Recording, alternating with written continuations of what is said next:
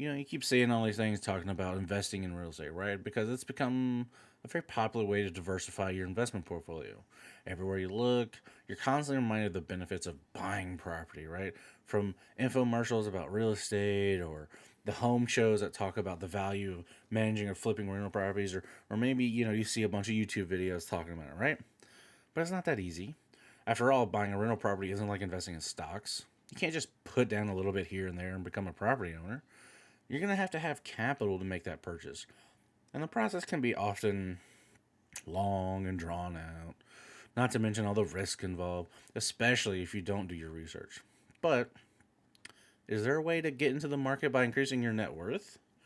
I mean, you could try using leverage to your advantage, and by doing this, you could put down little to no money and use debt to help you realize a return. Okay, what is leverage? All right, well, leverage is the use of various financial instruments or borrowed capital, in other words, debt, to increase the potential return of an investment, right? Now, it's commonly used on both Wall Street and Main Street when talking about the real estate market. Leverage is a technique used by both people and companies to expand the potential for returns while equally expanding the downside of any risk involved if things don't work out. While the potential for a good return is possible, like when real estate prices rise, using leverage can be a double edged sword. That's because it can also lead to losses if the investment moves in the opposite direction. Think about those real estate prices. Instead of up, they're going down. Okay, well that's what leverage is. Well, how we use it? How do we access it? Like, how does this happen? Well, the easiest way to access leverage is to use your own money. In the case of a mortgage, a standard 20% down payment gets you 100% of the house in which you want to live.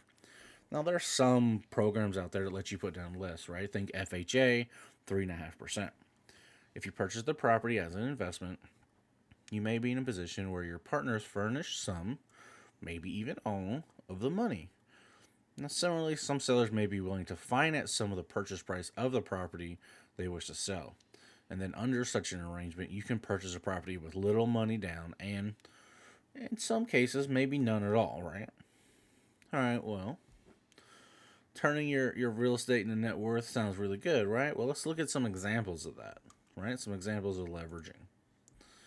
So, consider the common real estate purchase requirement. It's about 20%, right? 20% down payment. So, on a $500,000 property, that's going to be $100,000 down. By putting down only 20% of the money, right, and borrowing the rest, the buyer essentially uses a relatively small percentage of their own funds to make the purchase.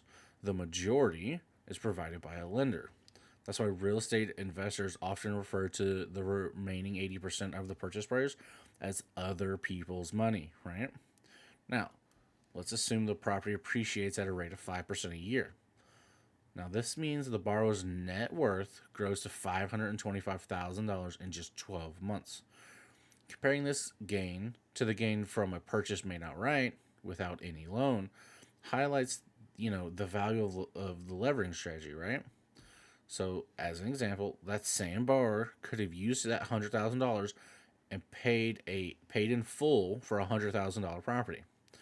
Now, assuming the same 5% rate of appreciation, the buyer's net worth from the purchase on that all cash property, $100,000, would increase $5,000 over the course of 12 months versus the $25,000 for the more expensive property.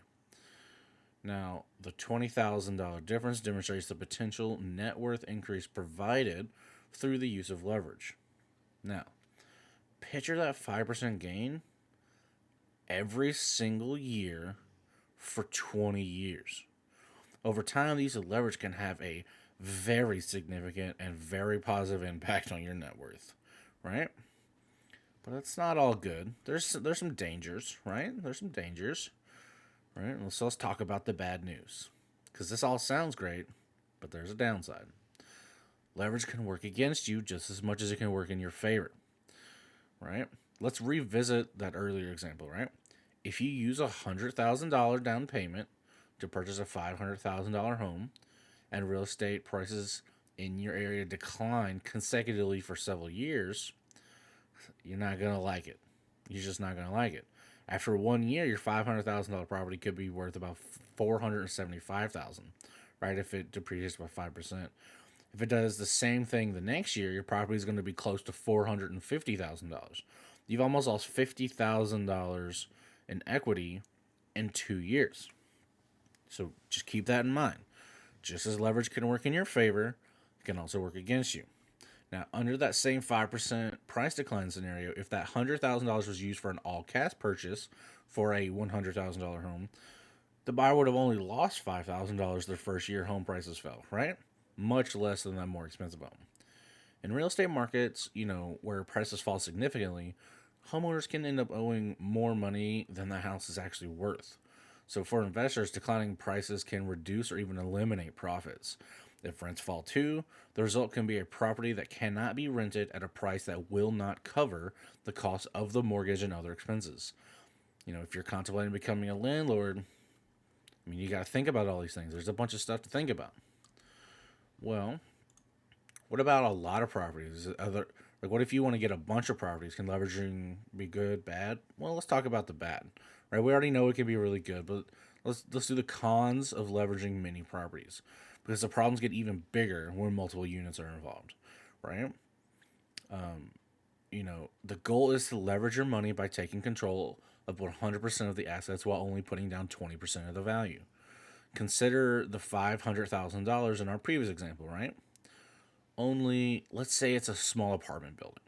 Since it was purchased with $100,000 as a down payment, if the value of the building declines by 30%, the property is worth just $350,000, but the investor still must pay interest and principal on the full value of the $400,000 loan. Should the amount the investor gets in rent decline as well, the result could be a default on the property. If the investor is using the cash flow from that property to pay the mortgage on other properties, the loss of income could produce a domino effect that could end with their entire, real estate portfolio in foreclosure over just one bad loan on just one property, right? So how would we avoid some of these risks, right? Because there's definitely risks involved. Well, now that you've learned about the basis of leveraging, let's learn about the pitfalls, right? You may think it's impossible to make a good return using this technique, but don't fret. It's just a matter of using common sense. Just like any investment, real estate is going to come with some risk.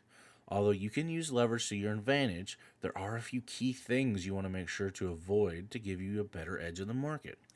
First, don't assume what will happen before it happens, right? You can't always use past performance as an indicator of what will happen in the future, especially with the housing market. If you see that property values have risen in a specific area by 5 to 10% over a certain period of time, that does not mean that they're going to continue to do that, right? And then next, make sure you budget yourself accordingly and know what you're getting into. If you put down a lower down payment, the amount of your loan will be higher. That means that you'll have to make a larger mortgage payment. You may have to account for lower vacancy rates, a tougher economy, bad tenants, and all this is going to fall on you. Ultimately, you're still responsible for the mortgage payment, so you have to make sure you can keep yourself afloat in any situation, right? Okay, so what do we learn from this? What's the bottom line? What's the nitty gritty? Okay, well, images of leverage purchases, they might bring back those memories of late night infomercials, where they're telling those salespeople are telling you could make millions of dollars buying properties with no money, and it's possible, but it's not really the route you want to go, right? And luckily, you don't need to. There's less exotic ways to use leverage, right? They exist, and they enable you to buy real estate with a relatively small amount down. In fact, they may not think about it as leverage. Most people do, so if they take out a mortgage when they buy a home, they pay back the loan over a period of years or decades while enjoying the use of a property. The moral of the story is leverage is a common tool that works well when used prudently, right? I hope you guys got some good information out of this, right? I tried to put some examples in there, and hopefully, everything came across very easily, and I really hope you guys enjoyed it. Now, if you did, go ahead and smash that like button for me, and if you're not subscribed to the channel, I'd appreciate if you did, and so I'll see you guys in the next video. Y'all be safe.